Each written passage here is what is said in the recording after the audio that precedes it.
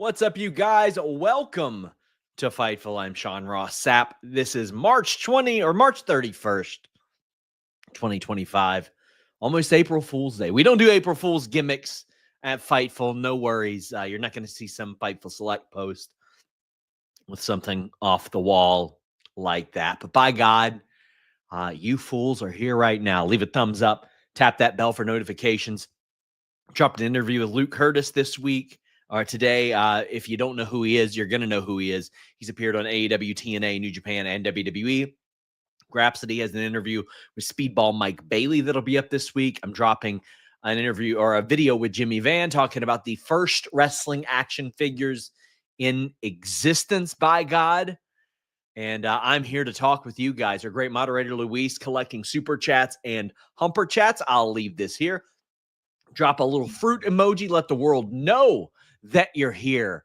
By God, we would greatly appreciate that. WWE Raw, the European tour has now effectively wrapped up. I feel like it peaked early. Not to say that some of the stuff on WWE wasn't great tonight. There were a couple things that I really enjoyed, but as far as a crowd perspective, boy, it was tough to beat Brussels, man. Like, you can't really beat them, and the way that they brought it and trying to match that. I mean, that was one of those that, like, very, very early on, it's like, man, that was one of the hottest environments that the company ever experienced. And while I don't think they were bad crowds, so to speak, if these would have been American crowds, we probably would have been happy with them. But I definitely expected maybe a little bit more wild out of London. Now, back-to-back shows, maybe that had something to do with it. The Rock not being there, despite these very, very strange rumors that were going around. That I just want to say, Fightful never reported anything remotely resembling The Rock being at WWE Raw or in London for this or anything like that. But outside of saying that he sold out to The Rock, that wasn't really brought up a ton. So we're going to save the John Cena, Cody Rhodes face-to-face towards or for the end. I know it's what everybody's going to be wanting to talk about, and it does sort of live on an island of its own. But leave a thumbs up on this video. It would mean an awful lot if you guys did that. I want to know what you guys want to know about. Our friend Joseph Morris here got us kicked off with our first super chat of the day. You can also send humper chats at humperchats.com. Next week, or actually this Friday, we effectively go back to our same time. I don't know what the hell they were doing on Friday with their time slots. One day it was like 10, one day it was like 6, one day it was 8. I can't control those people on Fridays. They're different. They're out there. But we will be back here 10:30 p.m. Eastern every Monday for the foreseeable future. Had a lot of people ask if I thought that this would result in WWE doing more overseas tours. If they think they can make more money doing it, then they will continue to do it. We'll be talking about that and a lot more, but let's get right into WWE Monday Night Raw, man. New Day defeated a returning New Catch Republic. So I was conflicted on this. I was very happy to see New Catch Republic back. The Raw tag team division badly needs help. Badly needs people like Pete Dunne and Tyler Bate. And it's good to see Tyler Bate back, and they brought him back in their home country. And then they lost. And I mean, I will say this, not everything that we talk about being a Vince-ism is a bad thing. It's just when Vince McMahon did them, he did them so much that they became exhausting bad things. And we're going to talk about one later tonight, and that is TV championship matches getting unsatisfying finishes or interferences nonstop. He would do the same things over and over again. Rematches ad nauseum. We could make a list of them one day. Feel free to share a Vinceism in the chat, like a booking trope that he really leaned on. But beating people in their hometown, home country, home area-ish thing is something that Vince really loved to do. And that is certainly certainly something that they did here. And what they do is they do that in order to hopefully get an amount of heat on the offending act, so to speak, that it carries over. But what WWE, especially Vince McMahon, wouldn't do is he wouldn't book that talent subsequently and it wouldn't carry over. So, like, for example, next week when we're in Minneapolis, they are not going to give a single shit that New Day beat New Catch Republic in the UK because they're from Minneapolis. They don't give a damn. I would much rather re-debut New Catch Republic, have them do some really, really cool, surprising moves and like an impressive win, get a crazy reaction, make them look like stars. And then if you were going to beat them next week in Minneapolis, where the Minneapolis crowd at least heard them get this superstar reaction, might be like, okay, they're worth a damn. Let's cheer them. Then beat them next week. That's what I think works a little bit better. Now, I'm not saying that you can never get heat on somebody in their hometown. I just don't think this was an appropriate fashion in which to do it. Now, New Day challenging for the tag titles, that's a common sense, situation. But man, I was disappointed because I mean, what I had kind of hoped already came true. The crowd didn't make a ton of noise during New Day's segment and then didn't make any noise when the Viking Raiders came out. And that's not the Viking Raiders' fault. It's WWE's fault because they've barely put Viking Raiders on this show since they've won the tag team titles. And initially, the way that I was told was they were supposed to be putting the tag titles on this program a lot more. And it just didn't happen. It just didn't happen. New Day started off really, really hot with this heel run. And then it's been heavily directionless for quite some time. You've got to kind of bring that heat back. You got to kind of bring something back to get the crowd to really, really hate these guys. And more importantly, want to see somebody beat them. And that's what I think they need to do. I mean, honestly, probably the highlight of the tag title run for the Viking Raiders has been Ivar having the greatest match in WWE Speed history recently. Like, that was very good. But other than that, it's been a very uninspired booking situation for WWE. And as has been the case with a lot of stuff lately. Jimmy Uso, Jey Uso are backstage. I actually really like this. Jimmy Uso is like, man, I'm good. I can take care of myself. And Jey Uso is just like, yeah, I know you can. We've wrestled together. We've been a team. We've opposed one another, but you need to be careful. And this was a lot of foreshadowing. Now, if you've watched this show, I have specifically in the last 4 or 5 months really picked up on a lot of the tendencies. And I worried about how this story would be booked with so much time between the Royal Rumble and WrestleMania. And unfortunately, what we saw was the same thing every week for like a month and a half. Jey Uso and or Gunther would have a match. In this case, Gunther had what was probably Jimmy Uso's best singles match. If not ever, it's up there. And listen, there's not a robust selection of great Jimmy Uso singles matches to pick from, but very good match, told a really good story. Jimmy Uso got some shine. He was very sympathetic. Gunther playing the typical 80s, early 90s European heel worked out really well. Like, he is merciless. He is heartless.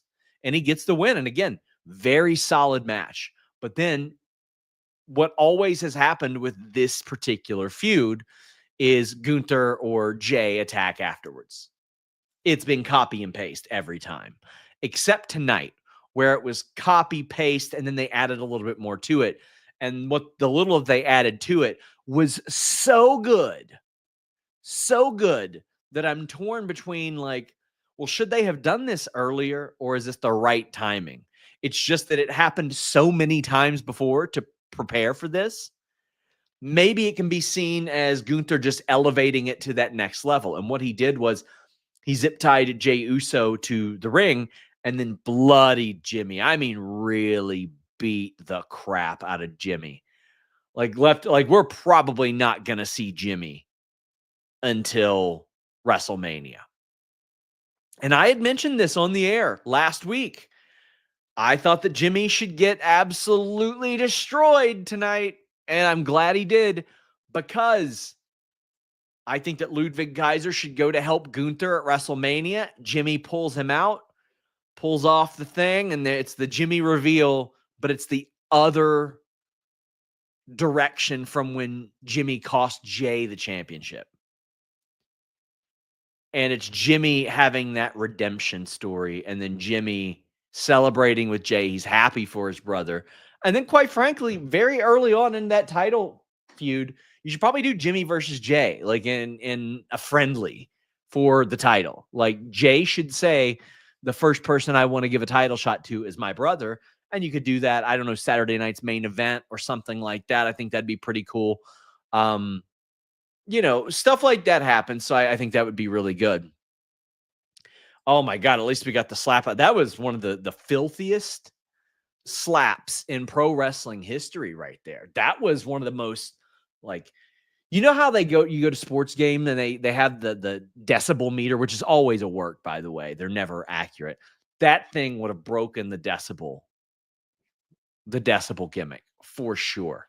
It would have made it work as a shoot. Gunther was incredible here. Jimmy Uso sold his ass off in this segment. Jay Uso really brought home the gravity of the situation and how important this was. And even though, he and his brother have been through so much together, especially the last 5 years, they have been a dominant part of this television program. But Jay did a really good job showing his concern. There was a man like Darice and Rio, not Riho, who Corey Brennan had reported would be at the WWE tryouts this past weekend on FightfulSelect.com. They were also featured in the segment, but I thought that Gunther just bathing in Jimmy Uso's blood was so good. It was by far the best thing in this story, which, it's what we saw with the other WrestleMania title match as well. By far, the best angle associated with it was on this show. So while I don't necessarily like the redundant nature of the post-match attacks in Jey Uso and the Gunther stories, this was the best one they have done, the best thing they have done. And I thought it was a home run angle. I thought it was phenomenal stuff to really, really anchor down the emotion and importance. And this is Gunther further working to get into Jey Uso's head. But also, if you're Gunther, also, you also know how the Usos roll, and you know how they have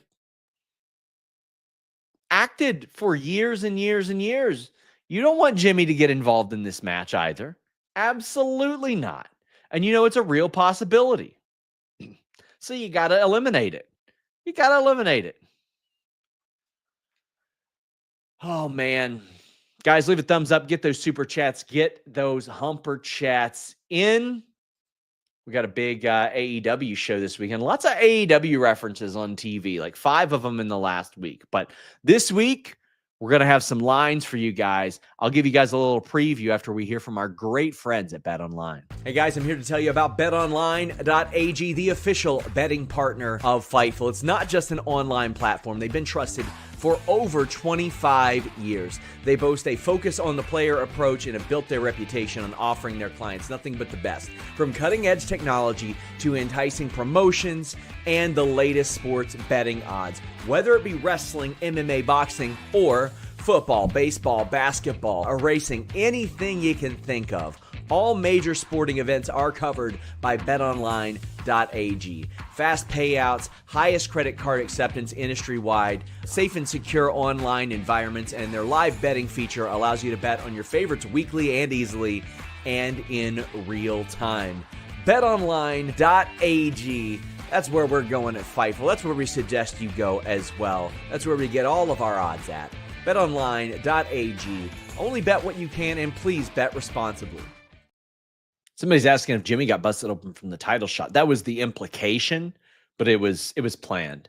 As far as BetOnline and this weekend's show, AEW Dynasty, which I will be bringing you guys a live post show. We're going to have a scoops thread on Fightful Select. I'll also have my lock picks over on FightfulSelect.com. Our lock picks are like 20 for 20 now since we've started this partnership with BetOnline. And yeah, might be able to win yourself some money if you pay attention to those over on our Fightful Select Discord and our scoops thread on Sunday. Very excited for that. Excited for Dynasty. AEW's hitting a hot period right now. WWE's in WrestleMania season as well. It's a good time. It's a good time.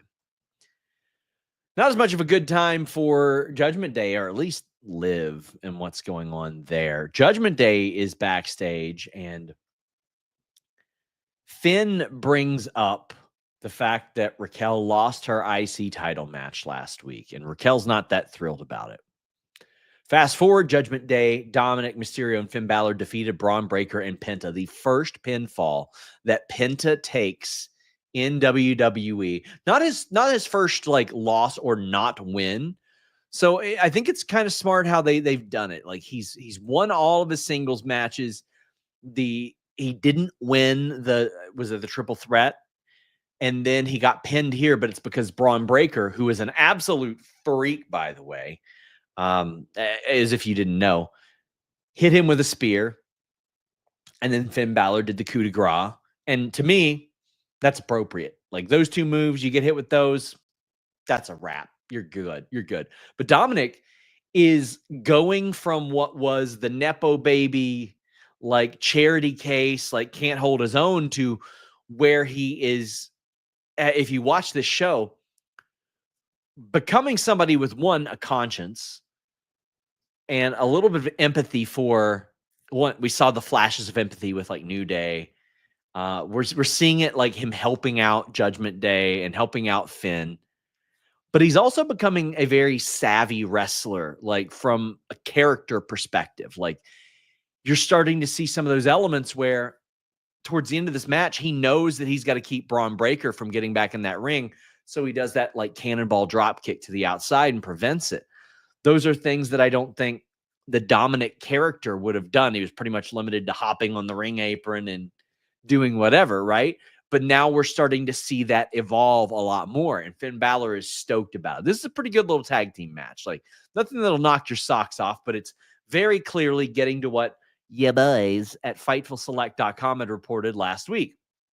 Fatal 4-way, Intercontinental title, WrestleMania. Dominik, Finn, Bron, PENTA. And Liv, she didn't forget what Finn said earlier. And then Finn came back all jazzed up, and he's like, I'm going to go talk to Adam Pearce about an IC title shot. And then Liv's like, hey, Dom, he's like not giving you the appropriate credit.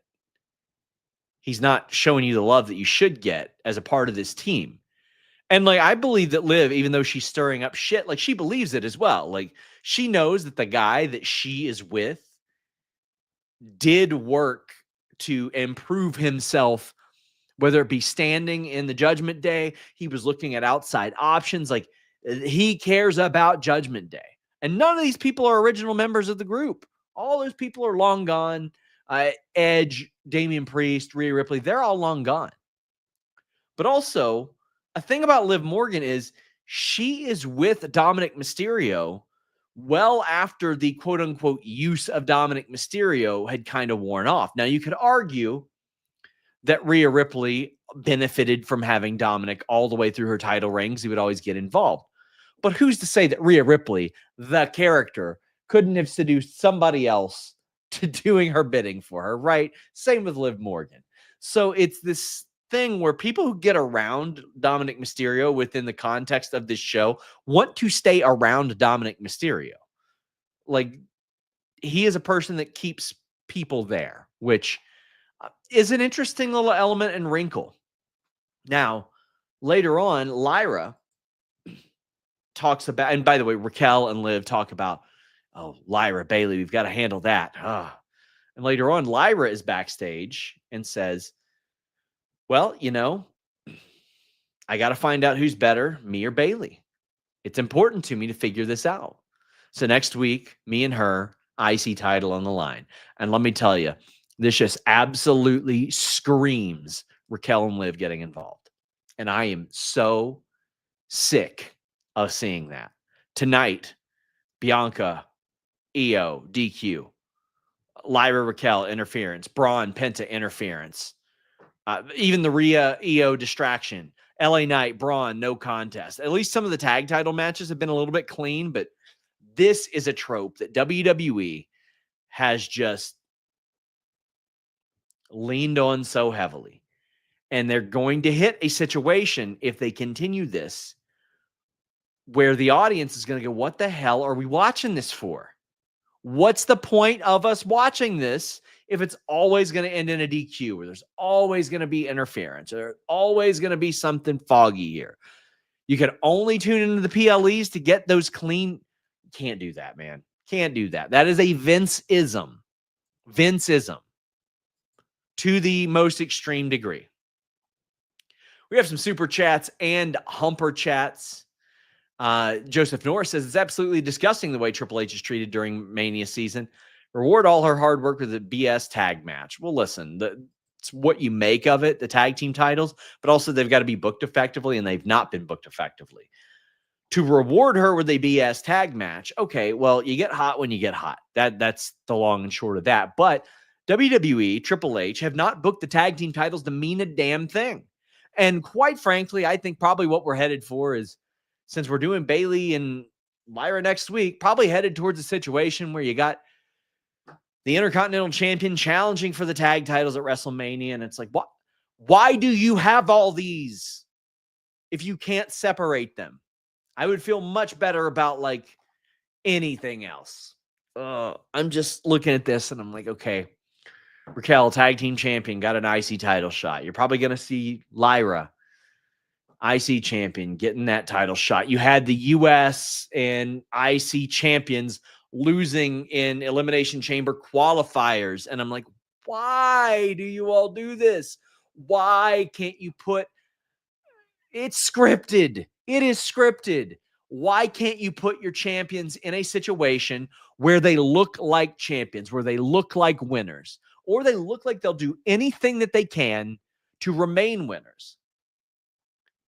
It is just, we are in an era right now of WWE booking where at least we have one or two good things, and we also have some very good in-ring performers and great talkers, as opposed to the Vince era where you would have the same matches over and over and do all these tropes, but also the matches wouldn't be good. No booking on the show would be good. It's just frustrating to watch these tendencies kind of come back. And now it's being coupled with the fact that a lot of fans are getting sick of the ticket prices. And like, listen, I know that absolute idiots say things like, oh my God, they're in AEW's pocket. We ain't never taken money, gifts, anything from a wrestling company. WWE sent me a cheese thing and I gave it to somebody else. Just posted the note. Like, got no need for stuff like that. Oh, you do it so you can get the free tickets. What, to be in the press box? Let me give you a little secret. Those press boxes are intended for 100-yard, actually 120-yard football fields when you factor in the end zones, not 20 by 20 rings. They ain't good seats, friends. But like, WWE is hitting a situation where a lot of people are getting fed up with the ticket prices as well. It's starting to hit people. And now they're not booking their contenders, their champions, a lot of this stuff in an effective manner. Lucky Charm says, Liv Raquel versus Lyra Bailey at Mania, winner take all tag match, tag titles, IC titles, all on the line. But who wins the IC title? Who wins the IC title? And why do you need that? Why? All due respect to you, I'm not trying to go off on you. Why do you need that? Why don't you have a contender for the IC title ready to go? Why doesn't Lyra sit up and say, I'll defend my title against everybody. We'll do the sensational invitational battle royal. I'll beat everybody. I don't give a damn. Something, literally anything. Oh my God. Will WWE do a tryout in Japan this year? I haven't heard of one. Plans for the U.S. title at Mania 41. You know, it's funny because I feel like the IC title is the one that could have went with Braun Breaker versus Penta, and the U.S. title should have had the multi-man. But they'll probably just do the multi-man as well, and it'll be like Solo, Jacob, Braun, LA Knight. Very WrestleMania 2000 pilled. You think Becky is Raw after Mania blockbuster? If so, does she come after Liv for payback, or do you think it's a different story for her? I mean, at this point, I don't expect her to be on the Mania card. I know that things were pitched for Mania for her. I just don't know whatever happened to that. I will try to find out what I can. I mean, we are 2 WWE Raw we are 2 WWE Raws away from that. So at this point, I think that saving her for Raw after Mania is probably the better idea. That's what I think. Maddie Mania, our good friend, says, I'd rather see Liv and Raquel drop the tag titles to the Meta Girls that Stand and Deliver than have Liv win IC Mania Night 2.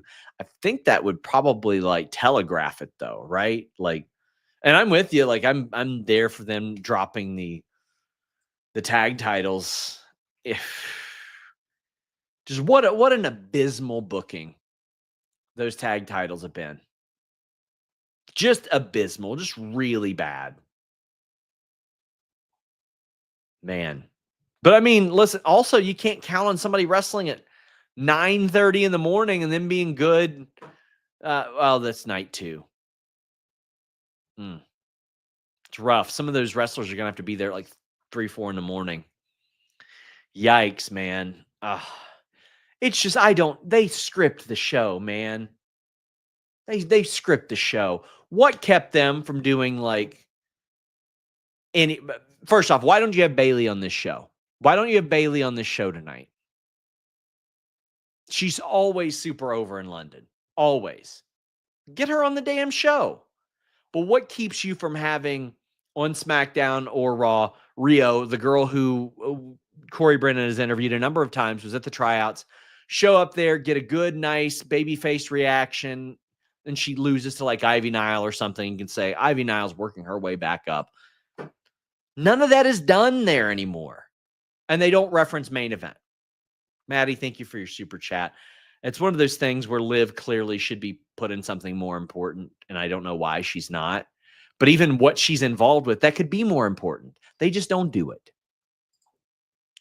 Chef T Gaming says tickets for SmackDown this Friday were crazy. Tickets started at $950, but it's come down to $600 on Ticketmaster at that. Yeah. Man. And I mean, right now they're getting their money while they can. That's why they're selling WrestleMania years and years ahead while they're hot, because they know it has the peaks and valleys. They are fully aware of that. So they're getting those deals in while they have them. But also, as Kate's saying in the chat, like, what the hell are we doing? How is this not a government affected thing with the fees associated with Ticketmaster? You mean to tell me, hypothetically, if you bought a $2,000 ticket, they need to charge you like what, hundreds of dollars as a processing fee? That's bullshit. That's bullshit. It's very cool that Wale Mania is on Netflix this year. I love Wale. Wonderful guy. Very happy for what he's accomplished. I'll miss that this year, not being in Vegas. But yeah. Karrion Kross. So, FightfulSelect.com. The best $5.99 in the business for a while. Reported this morning that Karrion Kross is in his contract year, which means his contract is up this year at some point. We're going to work to find out more. I mean, listen, he had I don't want to say an AEW offer, but he had an offer to appear there between his time in WWE, his 2 runs. MLW brought him in and liked him, and New Japan liked him. Something to keep your eye on. But FightfulSelect.com. Give us a little subscribe, guys. We've got podcasts, exclusive news, Discord. Oh, it's lit during the pay-per-view weekends too. It's a good time.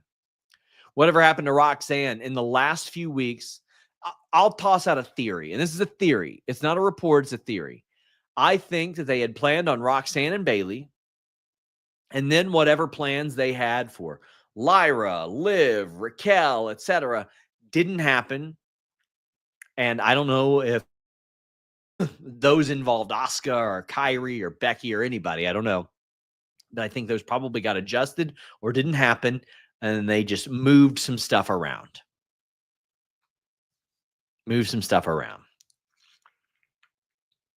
That's what I think happened. If I were to throw one out there. JDE Priest says Saraya is going to be in Las Vegas for a book tour signing. Could she make a surprise appearance at Wrestling or WWE World? So, yeah, guys, at FightfulSelect.com had a lot of details on that last week. She's departed AEW. She's still listed on their roster page, which is usually a really good indication that somebody's still there. Her management team claimed to me that she has fulfilled her obligations with AEW. They departed amicably, and she is a free agent. So if you listen to them, then she would be eligible to. But like, she's doing a podcast, she's doing a book. I will say this, the way that she planned the buzz for this book and podcast was very smart. And I say that as somebody who covers these rollouts for a living. Saraya like really dominated and forced the news cycle for a number of days. So what she did was she did some interviews. She launched her podcast, but she and her team leaked to Entertainment Weekly that she was finished with AEW. Before that she finished with AEW, she had some very good quotes saying, you know, I'm probably not going to be back in AEW. I know that it's not a good fit. Maybe I'd be open to WWE, etc. It was very smart and also very mature. And listen, dropping some of the baggage that she's dropped recently, probably a mature thing to do as well.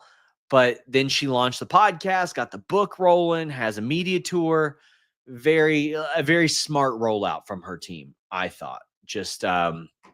I thought they did that very, very well. But yeah, I think it's possible that she could do that as well. What else do we got here? Oh my God. Logan Paul, AJ Styles. This was not it for me, fellas. This was not it for me. Anybody else like this? Because I didn't. It was Logan Paul being like, LOL, you're poor. It feels like he changes his gimmick and approach like every single week. It's like he's got a list of things that he thinks he should nail. And I don't want to say he. It's like there's one week it's, I'm humble. Listen, your boy did that gimmick like 6 years ago. Go back and look at the Melissa SRS promos. I recited the lyrics to Kendrick Lamar's song, For the Love of God. Already did it. Do something else. You ain't doing it better than me. So then he's like, oh, well, you're all poor. And I'm like, well, if they could afford these tickets, they probably aren't. And then he did bring up a fair point. He goes, well, you know, if you spent money on these tickets, you probably are poor now. All right, hold on. Listen, I'll save this super chat till afterwards. But this was real bad. Luke, our friend Luke. I looked at the Logan Paul thing and I was like, oh my God. And they use these weird little phrases. And one of them was, don't take advice from someone you wouldn't trade places with. And then AJ goes, don't write a check that your ass can't cash. Like, we get it. Yeah, we know. We know. You want to talk about something that's frustrating to me? Just how woefully underserved AJ Styles has been for WrestleMania. How sad is it that probably the best WrestleMania match that AJ Styles has ever had was against Shane McMahon? Now, there were some that were thrown out there that had the potential of being good. He got booked against Jericho, against Nakamura. But that Nakamura feud stunk. Randy Orton, decent name. LA Knight, mega over. The Undertaker, the Boneyard match was the best, but like in-ring match, I should say that. Boneyard match was the best. Edge wasn't for me. What else? New Day with Omos. So much of his best work came outside of the auspices of WrestleMania. Shout out to Adam Pearson. Incredible actor, Adam Pearson. Less good at quiz shows. While this is one of AJ's last manias, unless he's re-signed with the company. I asked somebody who you would think would know about AJ's contract status, because I haven't heard of late. And they go, I think we lost him to the machine. It's like, oh my God, okay. All right. I'm not going to fault somebody for making their money, right? Like, I can't do that. The pulverizer looked good. It was good. I mean, it's Kotaro Suzuki's Mass Driver. This feud was not good. Chad Gable isn't cleared. El Grande Americano, which Chad Gable says he would love to get in the ring with. And if you're Adam Pearce and you're really doubting him, well, then why don't you say, all right, then, bet. Let's go.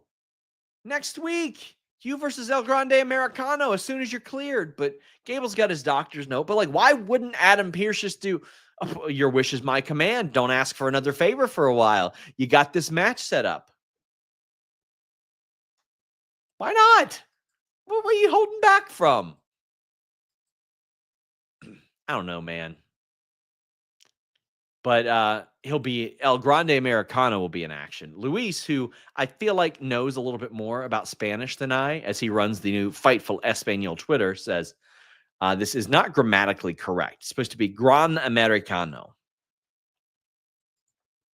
Do you all think they should start calling Tessa Blanchard El Hija del Tully Blanchard after her last appearance on pay-per-view with, you know?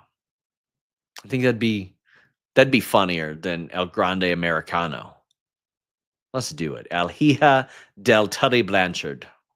That's what we're here for. This wasn't good. Somebody had mentioned, what kind of AEW references were there this week? Oh, Punk saying he still works with children. Ricky Saints and Sean Spears, where Sean Spears goes, oh, you can go back to, and then says, oh, we know you've burned every bridge. That was just referencing the existence of it. Punk walking by Drew McIntyre being put through glass. Cody saying he got booed in AEW, and then Cena saying that Cody takes money from billionaires. But there's a super chat I wanted to I'm glad you all could appreciate that. But this super chat, listen, Ben, I appreciate you sending it, but I couldn't disagree more. Bruh, Penta got pinned by a total jabroni who has only won 2 singles matches since 2023. Finn is the new Ziggler at this point, damaged beyond repair. Maybe he'll never get back to the main event level. Maybe not. But like, what are we supposed to believe? That right now Penta is being groomed for a top spot? He's not. He's absolutely not. He's being groomed for this spot or the tag division. And the guy that speared him is being groomed for a very top spot. And then the guy, after that fella hit his finish, did his finish that won him the Universal Championship back in the day. Now, you can say 1-2 singles matches since 2023. I don't disagree with that at all. This shouldn't like get him an Intercontinental title shot. But Finn has been largely in the tag team division. I think this is incredibly dramatic. He got hit with a spear and a coup de grace back to back. That should be enough to pin somebody. That is 2 finishers back to back. And Penta has won all of his other matches except for the triple threat. Triple threat, yeah. Also backstage, Maxine approaches Adam Pearce, says that she's got some plans or hopes for the tag team division with Natalya. I do hope that they get a little bit of a run, and I think that Natalya being the new coach of Alpha Academy would actually be good. And then I want her to turn on Alpha Academy. And then I want her and Chad Gable to say that they have repaired U.S. Canada relations for the first time since 1997. They are bonding over the fact that Alpha Academy sucks. That's what I believe in. That's what I believe in. Let's talk about the main event before we talk about the opening segment. Get in those super chats. Get in those humper chats. Those are light today, man. We're giving the UK people the opportunity to send those GBPs. Nicholas says, what's the internal reactions based off Triple H of what he picks the main event? He says it's what earned the best spot, but it's clear what he favors for the spot. Yes, it's absolutely what he favors for the spot. For sure is. Now, you could say Roman Reigns, CM Punk, Seth Rollins. That is as high on the marquee as you're probably going to get. That's like very, very heavily, the casuals are going to love that match. If you've got your friends over watching WrestleMania, they will be into that match. And they are going to have probably an absolute car crash match. No DQ, keep in mind, because it's a triple threat. Probably so. And then night 2, I would imagine, night 1's probably going to be Roman, Punk, and Rollins. And then night 2, they will have Io, Rhea, Bianca on that show. That way you don't have 2 triple threats. I think they'll probably try to split that up, one hardcore match one night, one the next night. Triple threat one night, triple threat the next. You see what I mean? Gunther and Jay, night 1. Cody and Cena, night 2. I think that's probably the direction it goes. But, I mean, there are a lot of people that are like, well, of course, that's what they're doing. But I don't get a ton of reactions. Like, there's a very handful of people that concern themselves with being the WrestleMania main event because they know it's not a reality that year. Bianca Belair made her referee gear for tonight's women's world title match, and it was great. That is such a, first off, wonderful way to save hundreds of thousands of dollars over your career if you're willing to do that work, as she is. But she's always so good at it. She does it like at her hotel. She does it like she's not going out and sightseeing, I guess. She's making her gear. Good for her. It looked incredible, as it always does. But like when she got announced as a special ref, I was like, oh my God, that's one of the things I was excited about. Like, how's her gear going to be? Io and Rhea killed it in this match. And then they killed me at the end of the match, going for the double DQ because both people cracked Bianca Belair, with one, Rhea being intentional, Io being accidental, and then Bianca had enough of it. Now, in a vacuum, like on its own, I would have been like, finish makes sense. Got to get there in order to get where you're going for WrestleMania. But considering the nature of how many WWE televised championship matches have ended like this, or with interference, or with a no contest, or with, I was just like, ugh, I see it. And it just, I think that the idea behind this feud was a good one. And I think that having Rhea that concerned with Bianca ringside in her title match, and then having Bianca, who is used to getting hit for a living, that concerned about like getting hit, I'm just like, man, that doesn't play off that well. Like, what are we doing here? I feel like they made some of the people involved look, one, not smart in looking elsewhere during their match, and two, I don't want to say petty because of course you're going to be petty in this situation. But I'm just like, again. The match is fantastic. I'll tell you my favorite thing about this match. Go back and watch this and how good Io Sky is. there was a roll through, and then Rhea like did the push up on her left arm and bam, kicked her in the head.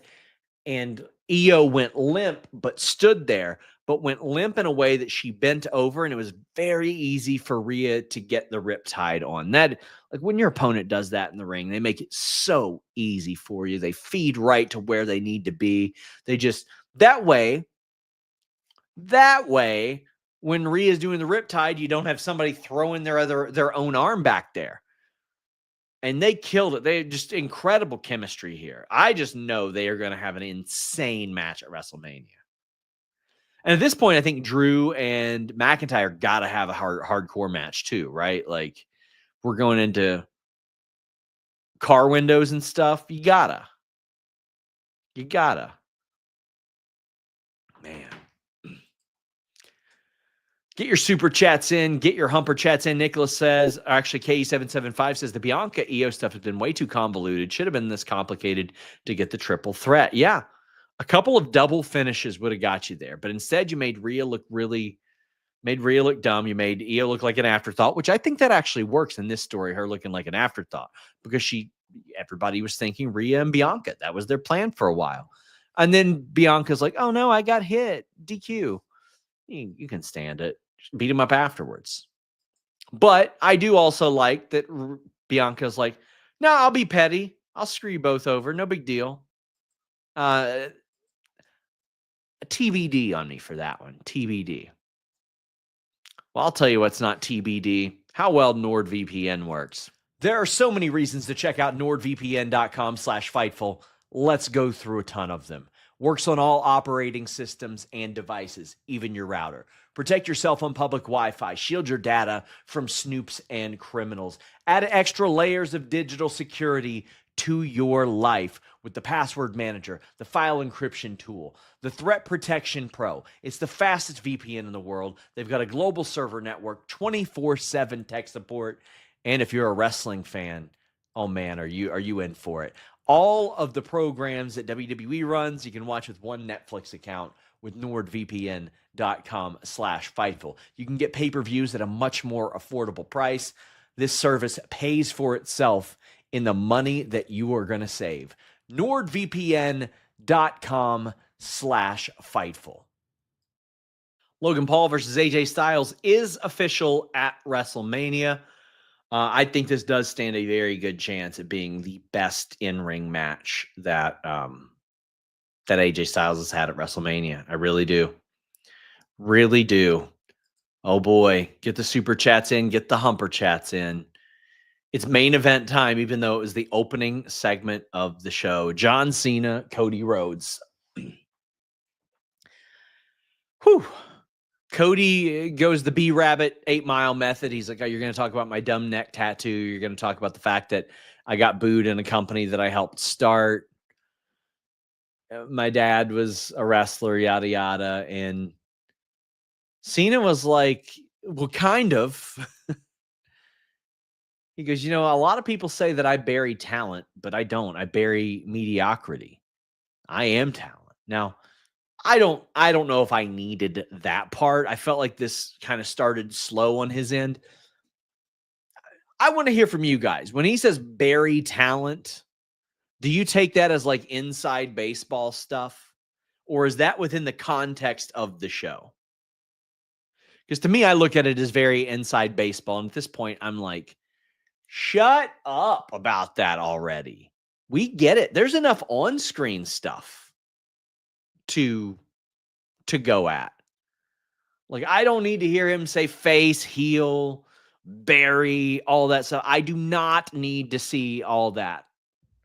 There is so much meat on the bone from John Cena because he has been as good as he has been for so long. And when I look at that, I'm like, don't you go straight to the neck tattoo gimmick. And even him saying your wrestling gimmick, I was like, But what he says was, it's not where your tattoo is placed. It's the fact that you are so into yourself that you got your wrestling gimmick tattooed on your neck which means you're just like them, a common fan. Do you think that he should get the Dusty Rhodes? He's just a common fan. That gimmick. Do we need that? That's what we need. That's the theme by Downstate right there. So I didn't like that segment of the promo. I would go as far as to say, I was like, oh man, this is going to suck. Boy, was I wrong. Holy shitting balls. This got really good. First off, Cody says that Cena has small peen. In fact, he said there's more dick in that promo than in your pants. And I'm just like, okay, how you know? How do you know that? How'd you find that out? We heard about y'all riding together. What aren't you telling us? What should I be writing headlines about at this stage? How did you come across that information, Cody Rhodes? I'm pretty good at finding out information. I ain't heard that before. Meanwhile, everybody's been asking about Batista's for 20 years. 20 years. And got no answers on that. Y'all feuded forever.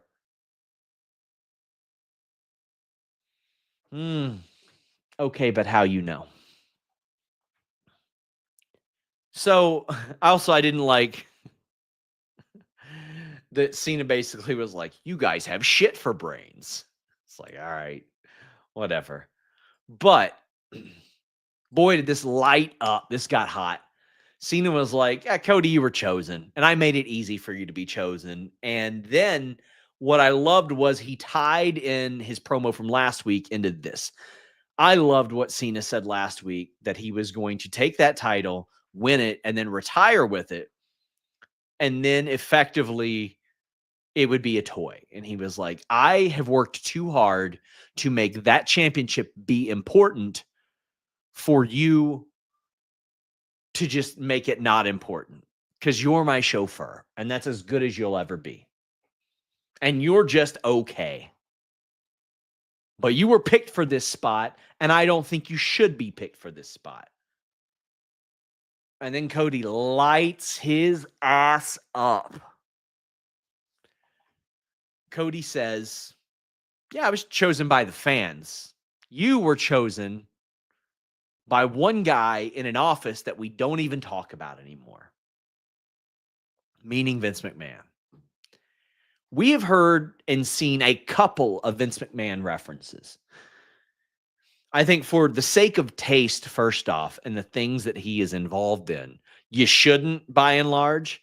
I thought this was probably the best way to do that. I think he even said that we can't talk about anymore. Would have added, because don't and can't, because that's the reality. They can't. Cena says, I build empires for billionaires. You just steal money from their kids. I saw somebody try to say, oh, well, he clearly meant Stephanie. Get out of here. Get out of here. And I don't think it was a shot at Tony Khan. I think it was a shot at Cody Rhodes. I think it was more of a shot at you weren't worth the money that Tony Khan paid you. And I love that after all this stuff, Cena, you got a little dick. Cena, I know everything you're going to say. Cena, you were picked by this guy who's being sued for sexual misconduct. The thing that got Cena was Cody was like, yeah, well, at least they ain't never told me I couldn't wrestle. That's what sent him back. That's what got Cena to just charge back. And then he got hit with the crossroads, which last week my big thing was, why hasn't Cody Rhodes whooped his ass yet? What's kept him from whooping his ass after all that happened at Elimination Chamber? Why hasn't he whooped John Cena's ass? And he did. And he did. This was the promo that this angle needed. You got 2 more Raws before WrestleMania. I got no goddamn clue if we're going to see The Rock, who allegedly masterminded this great storyline way back at Bad Blood, came out, like put John Cena's social security number in Morse code out there as he was leaving. That's at least what like hardcore WWE fans want you to believe happened. Couldn't be that this came together along the way and there wasn't a consistent plan involving The Rock, but I would love to see him on the show. I want to see this guy on the show. He's interesting. Had some people say, man, you're cynical about The Rock. I just want to see him on the show. He's fun to watch. He's fun to talk about. Come back. I'm bitter because he's not on the show. I'm not cynical because he's on the show. Get his ass back there. Dan says, here's 5 Irish Euro. The European crowd's been mostly anti-Cena, but he was cheered loudly tonight. You think Cena could get a Hogan reaction at Mania? No, I think they'll be along for the ride on that one. Dan, I see what you mean. I was concerned about that in the initial elements of Cena's heel turn, but it's clear the audience wants to be there for the ride. Like, you're going to get this opportunity to boo John Cena. That's what you're going to get. And then towards the end of his run, and then probably every time he comes back and does an appearance, you're going to cheer him. Although it would be kind of funny if he just made his cameos as a heel. Also, I love that when Cena got cheered after he said all that mean shit about Cody, he goes, there's your reason, buddy. That was good stuff. KE775 says both SmackDown Raw women's division need a shake up post-Mania. NXT call-ups returns. They both feel stale, and it's on Triple H. Yep. If I were them, I would call up immediately. Let's see. I'll just look at the NXT roster. From a women's perspective, I would be calling up as soon as you can. Jordan Grace, first off. Get her on the main roster. She doesn't need to be in NXT. Bring Shotzi back up and probably put her in a tag team. I would have JC Jane called up. I mentioned that before. I think Wendy Chu would be actually very good on the main roster. I think she could be like the Santino of the main roster. I think that'd be really good. Roxanne full on needs to be up there as well. Like 4 or 5 people you need to bring up. Rick Young says only WWE Espanol broken that Phoenix is debuting on SmackDown. Rick, they mentioned that on Friday's show, but also yeah boys at FightfulSelect.com also reported that as well. I want to thank you all so much for joining me, especially at this time throughout the last 3 weeks. I wanted to give, as Joseph Morris, who is clearly in the UK, sends a super chat, the same opportunities that our American audiences get. And it comes at the compromise of some viewership and stuff, but listen, a lot of my career has been built on like the UK reach and like the stuff that my my audience appreciates is me trying to make it a little bit convenient. Sorry, I got a very unusual message during that. Very unusual. Anyway, yeah. Maxwell Jacob Friedman says, I truly don't get why fans get up in arms when WWE mentions or references AEW or when AEW references WWE. If you want to be treated like children, watch Elmo. Or better yet, tell Vince McMahon to start a new promotion. And then somebody on our social team posted Elmo doing a rock bottom to RJ City. I feel like Triple H is intentionally sabotaging Liv. I also feel like Liv is a better overall performer than Rhea. Joseph, my friend. Listen, the better overall performer thing, that is a subjective thing. Like, I'm not going to sit there and say, oh, she is or she isn't. Like, if you feel that way, you feel that way. That's fine. She was booked to beat Becky Lynch for the title. Then was one of the most important characters on Raw for months.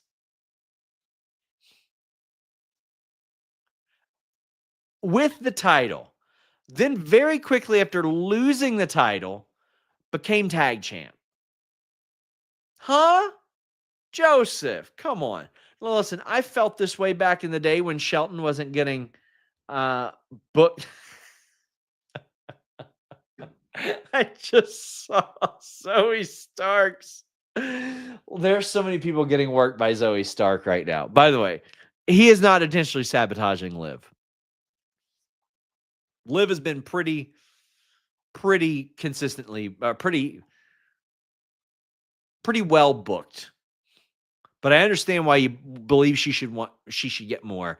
And as far as Mania goes, she should have something creatively satisfying. I am completely with you, Joseph Morris. I do believe that. Zoe has worked a lot of people into thinking that she really, really, really hates like women's wrestlers in skimpy stuff. And she posted a picture of Rhea and then or Bianca and put like a big censored sign over it and says, "This is not how an official should dress." It's very funny. It's very good. It's very good.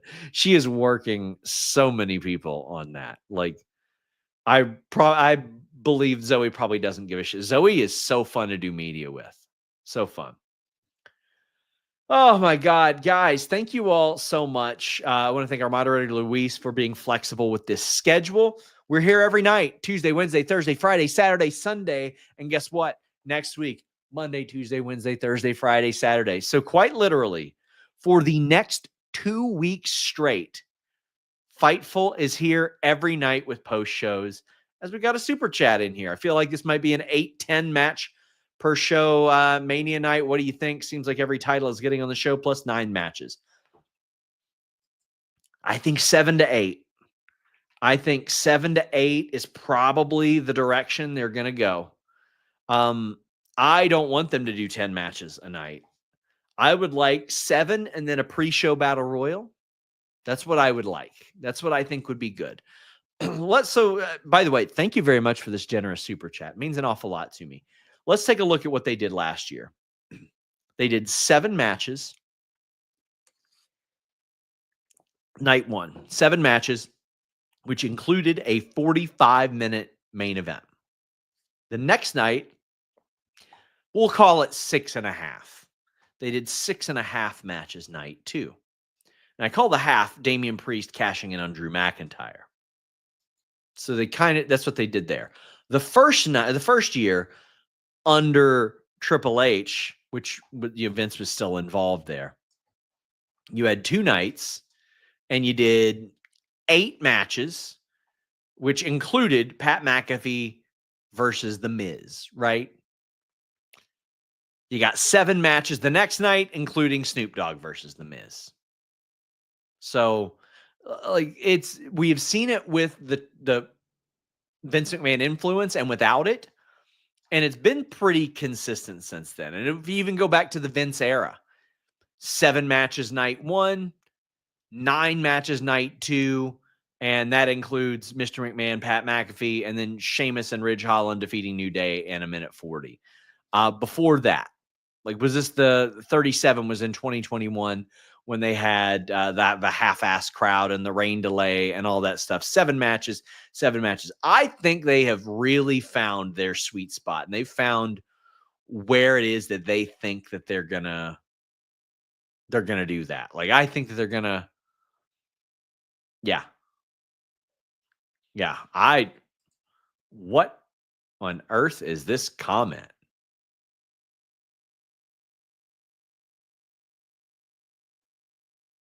What's going on? What happened here? We are streaming live on Facebook, facebook.com/FightfulOnline. By the way, follow us on TikTok. We're about to sign a deal with TikTok to do a lot more there. Fightful.com.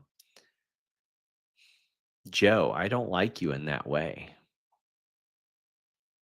But thank you for calling me beautiful.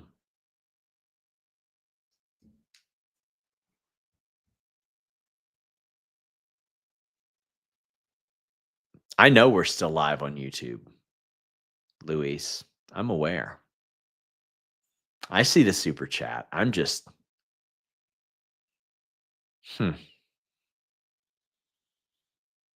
Dan says, have you a rough idea what will be WrestleMania day one? Yeah.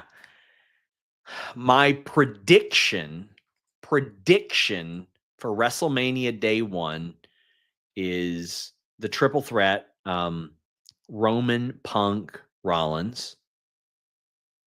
I think Tiffany and Charlotte. I think Jay, Gunther. The reason I believe that is Cody Cena is night 2, so you probably want the other world title match night 1. If you do the triple threat, Rollins, Punk, Reigns main eventing night 1, you want to put the other triple threat, the women's title match, on night 2, which means Tiffany, Charlotte, probably night 1. Any surprises you want to see on Mania? Orton said he and KO is night 1. There we go. Any surprises you want to see on Mania? Yeah, I would like to see Becky come back. Honestly, I'd love to see Becky come back as a mystery partner or something like that. Like what I would like. Yeah, that's what I want to see Becky come back. Oh, well, I hope you guys enjoy. I hope you have fun. J Money says, looks like we get Cena win at Mania. Do you think we get Cena versus Randy Orton at Backlash since it's in St. Louis? I do think so. I think that would make an awful lot of sense. It would draw an awful lot of fans in. And then after that, I would turn Orton heel as well. Absolutely turn Orton heel as well. But I think that that's a great main event for St. Louis. And Cena's got to start working more, too. How do you feel about, but I love that idea, JT Money. How do you feel about them inducting matches into the Hall of Fame? Gives a big refresh to the Hall of Fame, in my view. So I love this. I absolutely love it because, one, it will get some people additional inductions, so to speak, and some appearances. And also, like the UFC has done this for years. And I thought it was one of the most brilliant things that the UFC ever did. And like, because Stephan Bonner, I love him. He's not getting into the Hall of Fame otherwise. Pete Williams isn't getting into the Hall of Fame. Frank Trigg might not get into the Hall of Fame, but Matt Hughes versus Frank Trigg will. Forrest Griffin versus Stephan Bonner will. For sure. Like, I love Clay Guida versus Diego Sanchez. That got into the Hall of Fame. Should have as well. Love it. I love them doing this. I think it's a great idea. It's a way to, first off, extend and give more juice to your Hall of Fame inductions too, because you're like sort of running out of headliners, right? Like not really, despite what anybody says, because like Batista hasn't been in, The Rock hasn't been in. Like, you still got them. Jericho one day is a main eventer in there. Like, you still got plenty of them. And then by the time they retire, there's going to be a lot more. Guys, thank you all so much. I appreciate you guys. We hung around a little bit longer than I was going to. And I just want to say thank you, guys. We are back here every single night, guys, for the next 2 weeks. Tuesday, NXT. Wednesday, Dynamite. Thursday, TNA. Friday, SmackDown. Saturday, Collision. Sunday, Dynasty. Monday, Raw. And then we do it all over again. Thank you all so much. We're out.